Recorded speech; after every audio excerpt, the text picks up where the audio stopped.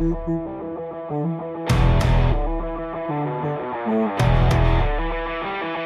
hello, and welcome back to the Purple Inspiration Podcast, where we have conversations with community minded leaders who elevate to solve real world problems.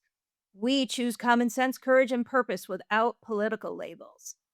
Today, my guest is someone I've been very fond of for many, many years. Her name is Margaret Liang, and she is deeply involved in community with a passion for positive and inclusive change in our region. She currently serves as board chair for the Tri-Valley chapter of APAPA, the Asian Pacific Islander American Public Affairs Association. This is a national organization I've worked with for many years, who has 35 chapters across the country. Their mission is to empower Asian and Pacific Americans through education, leadership, and active participation in civic and public affairs. She also serves as a board member in her community on Three Valleys Community Foundation, where I serve as well. Stanford Healthcare Tri-Valley, our leader in innovation in healthcare in the Tri-Valley, and the UC Davis Food Science Department. And I'll come back to food science a little bit later. Previously, Margaret served as a Heritage and Cultural Arts Commissioner and Economic Development Advisory Committee member at the City of Dublin, California.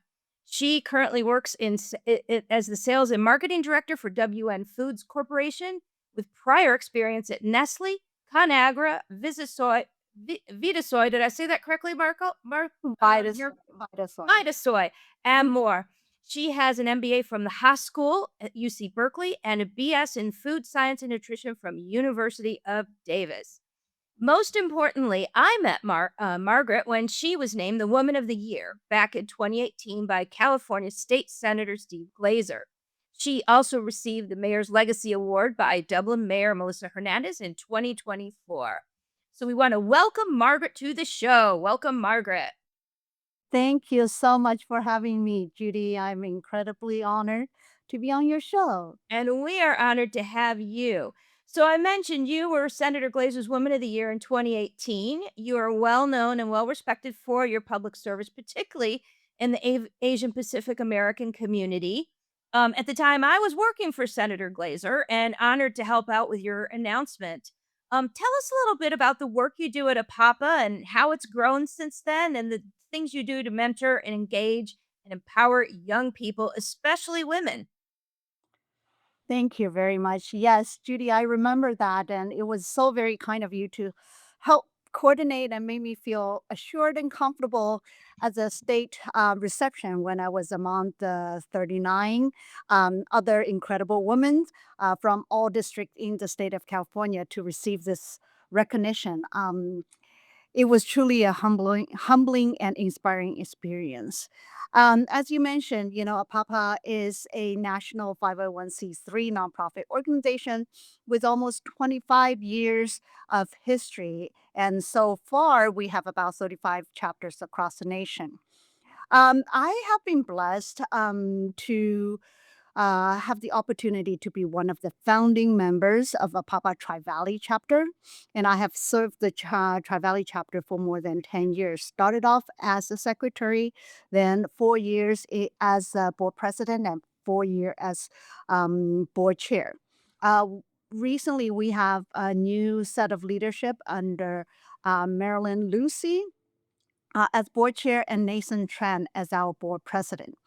Um, well, I think it is just a wonderful journey that I have gone through to see, witness the growth of a Papa Tri Valley chapter. As you mentioned, it is our mission to encourage, educate, and inspire local AAPI community to engage civically, to participate in local volunteer events, to register to vote, to get informed and educated on policies that impact all of our lives, and most importantly, to vote and to get our voice heard.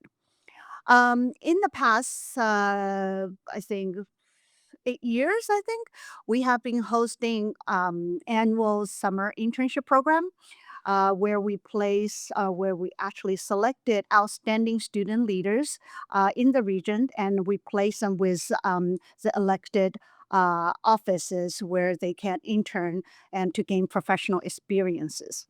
I think prior to the placement, we also provide trainings to these young interns in topics such as constituents, communication, legislative process, bipartisanship, etc. I think it is, we believe in advocacy, right? But we believe in advocacy with thoughtful approach, with the ability to listen to all perspectives, advocacy with due diligence, and advocacy in being able to work together even when there is respectable differences. So this is one of our flagship program, and it has been so well received. And every year we receive way more application than we can place. But that is always a good problem to have. So if there are any new elective official who wanted to participate and offer such opportunity with APAPA, we'll be very happy to chat with you and share more information about the program with you. That said, some of the other programs that APAPA has done over the years include our iconic Asian Heritage Celebration every year in May. It takes place in the city of Dublin, where we bring together performances from all genres, whether it is dance, vocal, comedy, and a movie, and kung fu, and orchestra from many Eastern and Western cultures performed by the Asian artists. The focus is really to bring people, everyone in the community together and appreciate the common theme and beauty of these performances, regardless of the culture where it's coming from. So that is something that we do. We also hosted many community forums, such as a conversation with the police chief in each of the 5 cities in Tri-Valley. We had hosted Government 101 to educate the residents about what different government agencies do and what kind of resources are available. And we have hosted many different candidate forum, especially in election years, right? Our goal is to educate and inform our residents, so our community per se. We always invite all candidates, or if we're talking about any specific bills, we will invite expert, both pros and cons, so that the voters can make an informed decision. Whatever that decision is, we just want to provide all of the information so that they have a holistic view on any given issues or the candidates. Um, yeah, so we what we are trying to do is to get the residents and the API community to get more engaged with all parts of the community, and so that they feel that they included and they feel that their voice can be heard, and more importantly they feel that they can contribute at the same time. Well, interestingly, so I don't even know if I ever told you this. So when I worked for Secretary Elaine Chao, who was the Mm, first Asian American woman ever appointed by a right, president to a cabinet role, right. she was the labor secretary and I was her representative out here. And I had an APAPA intern.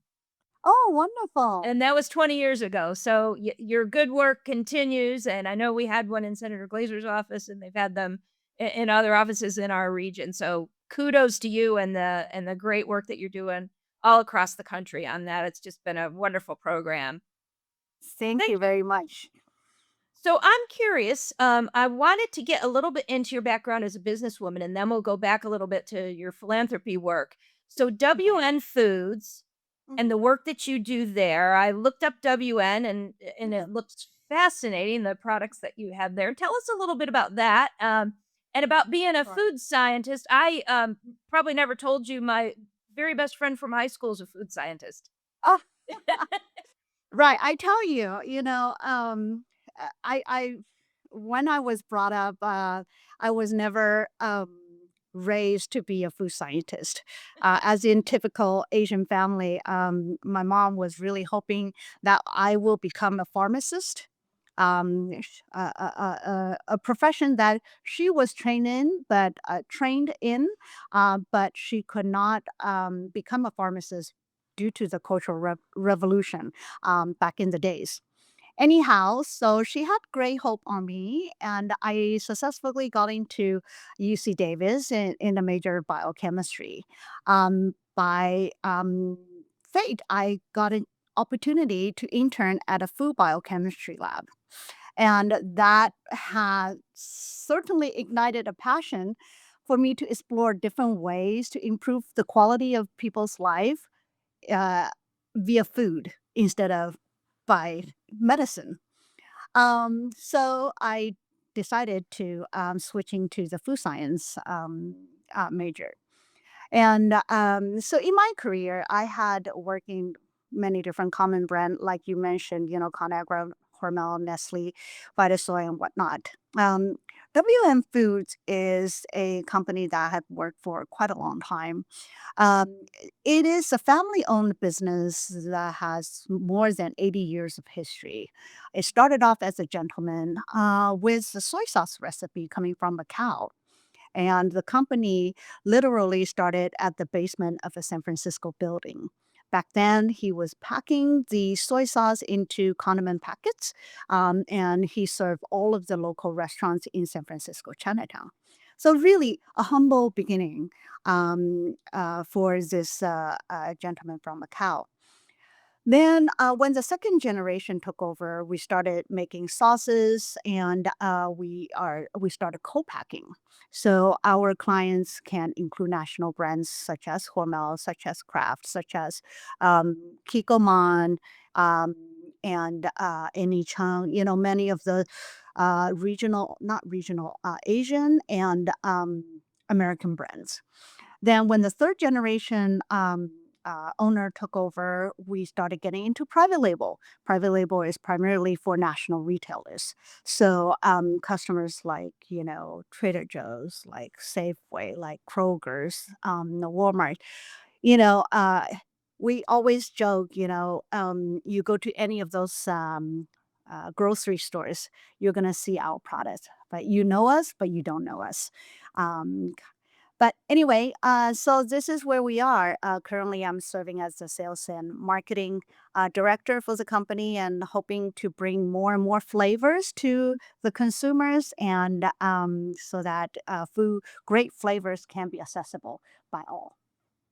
That is so great. I love that. I'm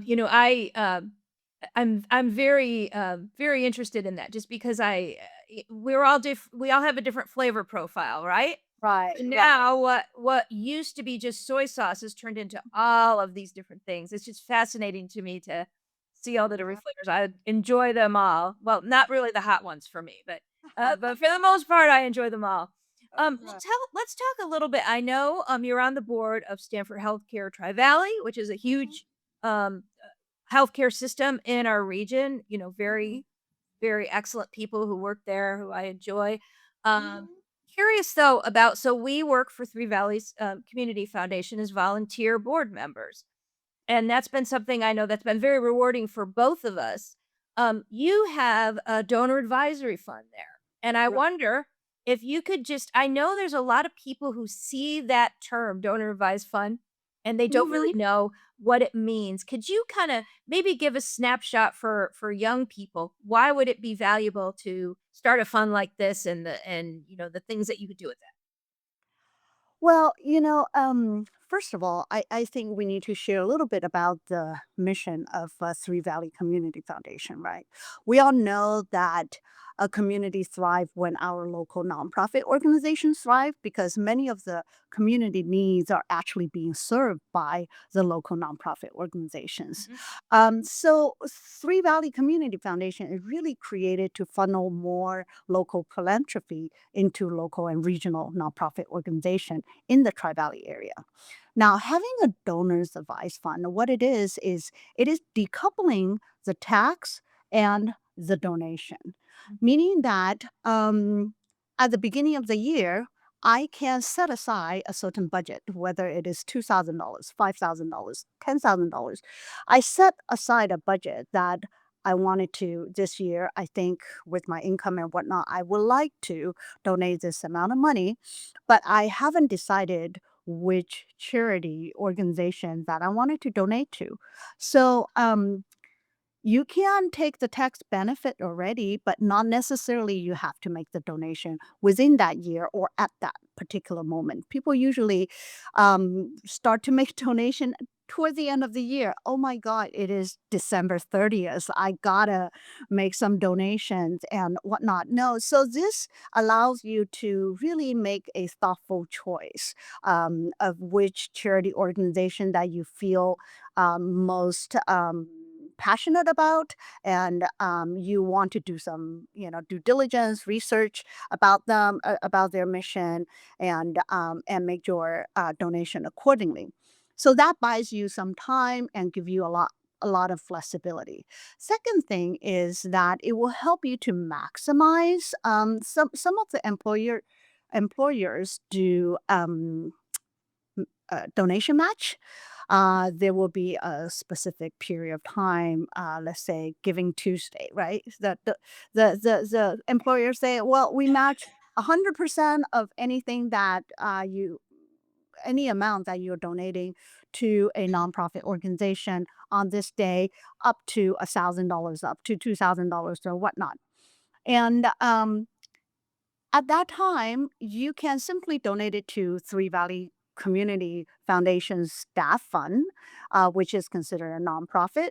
And then you can maximize the matching that you can, and then use that money later on to do- make your donation choices instead of having to make 10 different donation on that particular day in order to get all of the matching. So that's a way for you to effectively maximize any company matching, basically the bang for your dollars, right?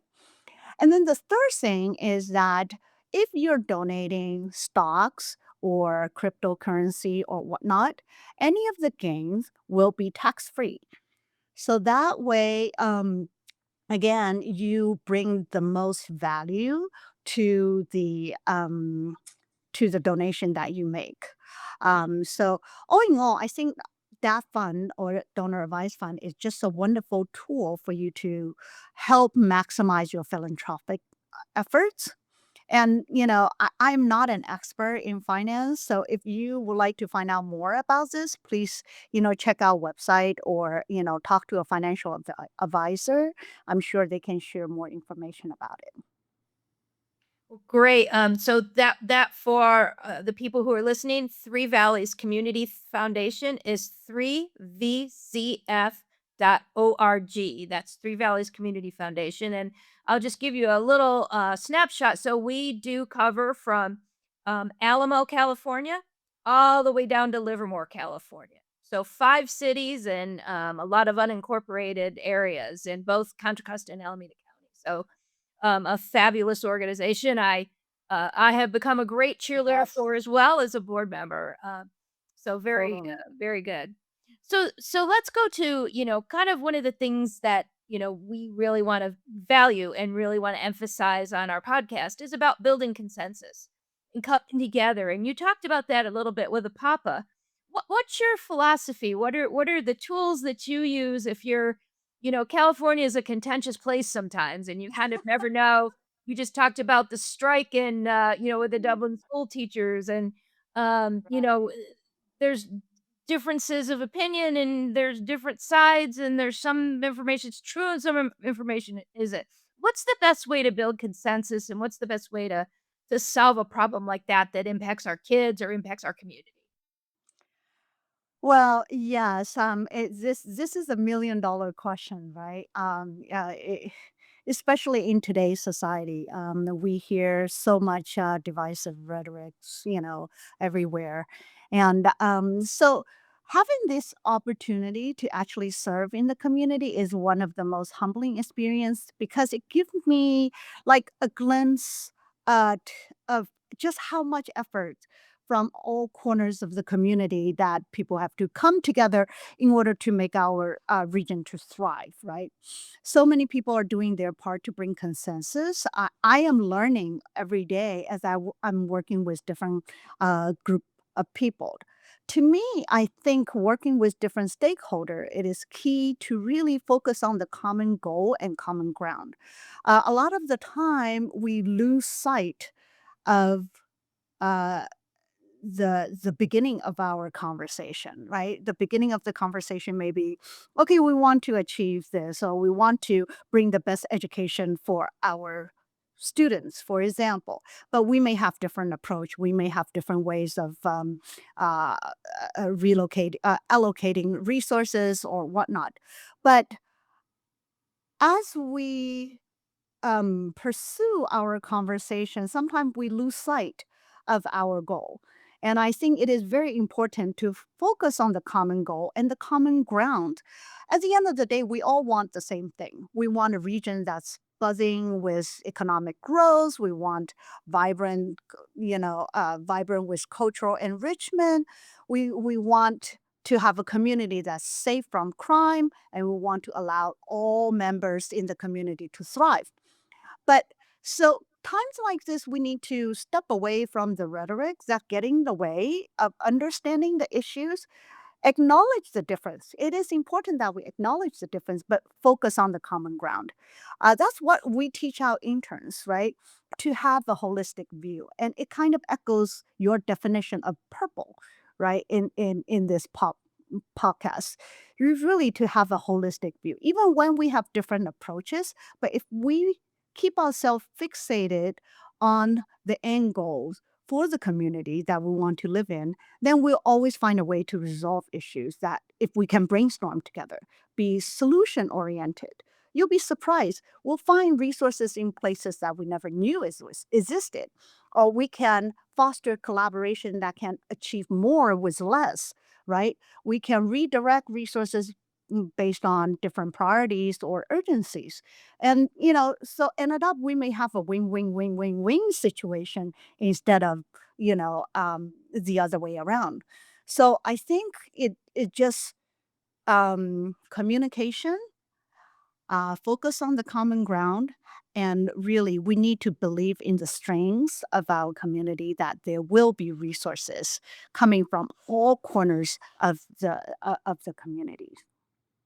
I think that's so important. And, one of the things I've had this conversation at least twice today already is there's a lot of people who really want to be part of the solution and part of the conversation, but they're worried about putting themselves out there Mm. because they're worried about being labeled. And what I would say to Oh. anyone and in our community, particularly, come to the table, come to the table with a good attitude, wanting to solve the problems, wanting to have the conversation, and most of all, being a good listener. Mhm. That's such an important thing, and I think it's one of those things that gets kind of overlooked. People have forgotten how to be good listeners these days, and so my philosophy, and I know yours as well, is the same on that, which is we're very respectful of the conversation.